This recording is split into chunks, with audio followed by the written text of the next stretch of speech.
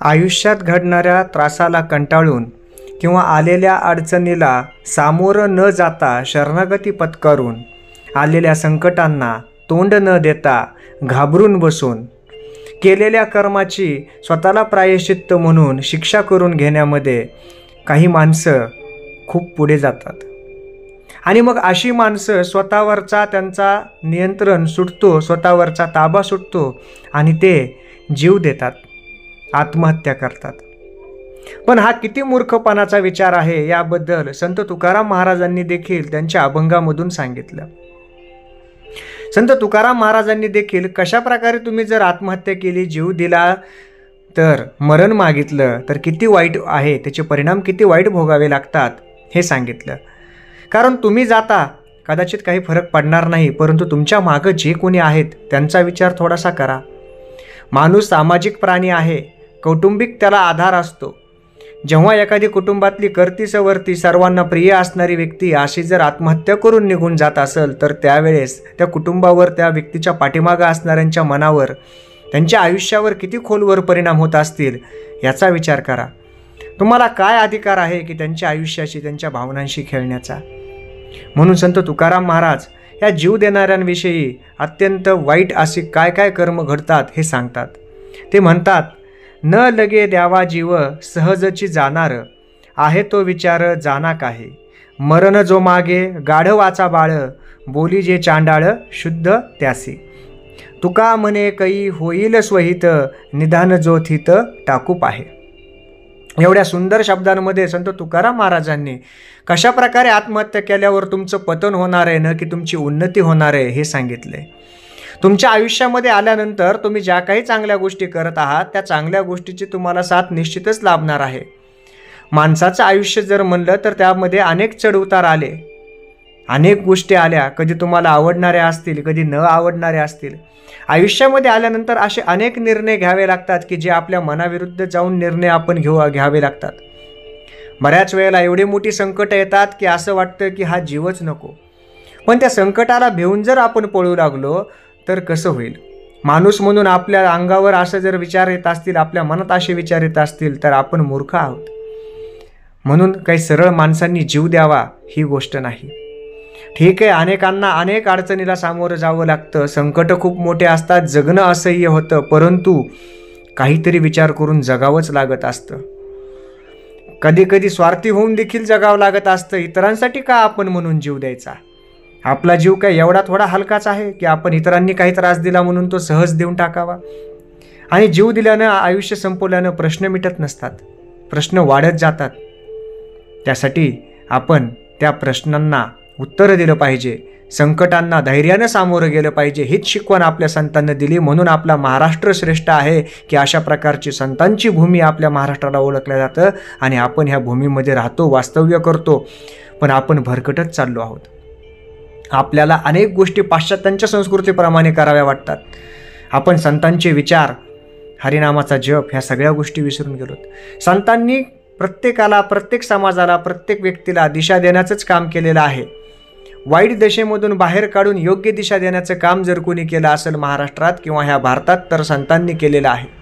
आपण एवढे श्रीमंत आहोत की एवढी मोठी संत साहित्याची देणगी आपल्याला लाभलेली आहे, पण आपण एवढे गरीब आहोत की आपण, आपल्या मनामध्ये हा विचार येत नाही की आपण संत साहित्याचा अभ्यास करावा, त्याच्या जीवनामध्ये अनुकरण करावं.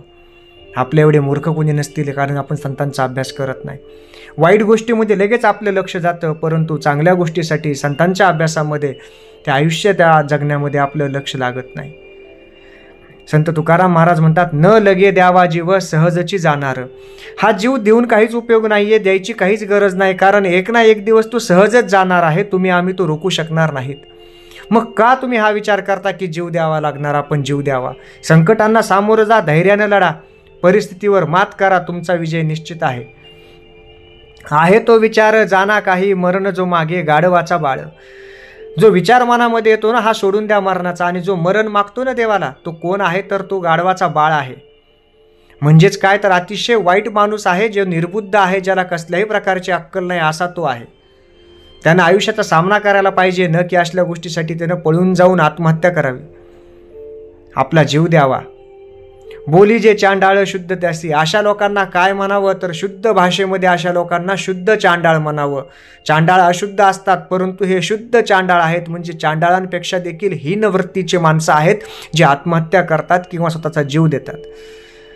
एवढ्या शब्दांमध्ये, एवढ्या जहाल शब्दांमध्ये संत तुकाराम महाराजांनी आत्महत्या करणाऱ्यांचं किंवा जीव देणाऱ्यांचं वर्णन केलंय, त्यांच्याविषयी असे शब्द वापरलेत. तुका म्हणे कै होईल स्वहित, निदान जोत हित टाकूप आहे.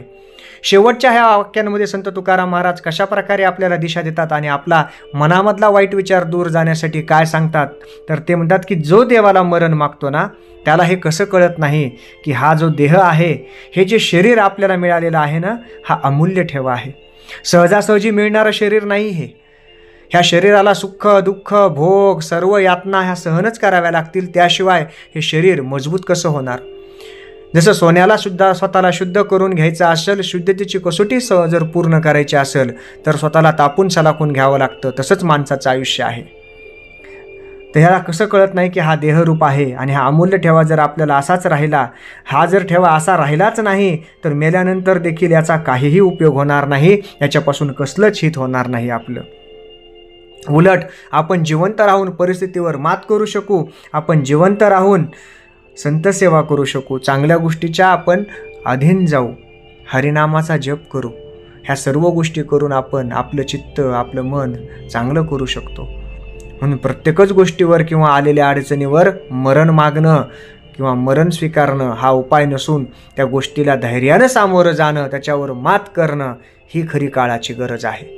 हा देह नष्ट करण्याचा आपल्याला काय अधिकार आहे की जो परमेश्वरानं, ह्या सृष्टीनं, निसर्गानं एवढा सुंदर देह आपल्याला दिला, ह्या विज्ञानानं आपल्याला एवढा सुंदर देह दिला, तर याचा उपयोग इतरांच्या कामासाठी आला पाहिजे. असा वाया घालणं काहीच कामाचा नाही. जसं चंदन स्वतः झिजून इतरांना सुगंध देतं, मेणबत्ती स्वतः जळून इतरांना प्रकाश देते, त्याचप्रमाणे हा देह देखील तसाच जगला पाहिजे, तसाच इतरांना त्याच्यापासून काहीतरी उपयोग झाला पाहिजे. तर ह्या देहाची महती आहे.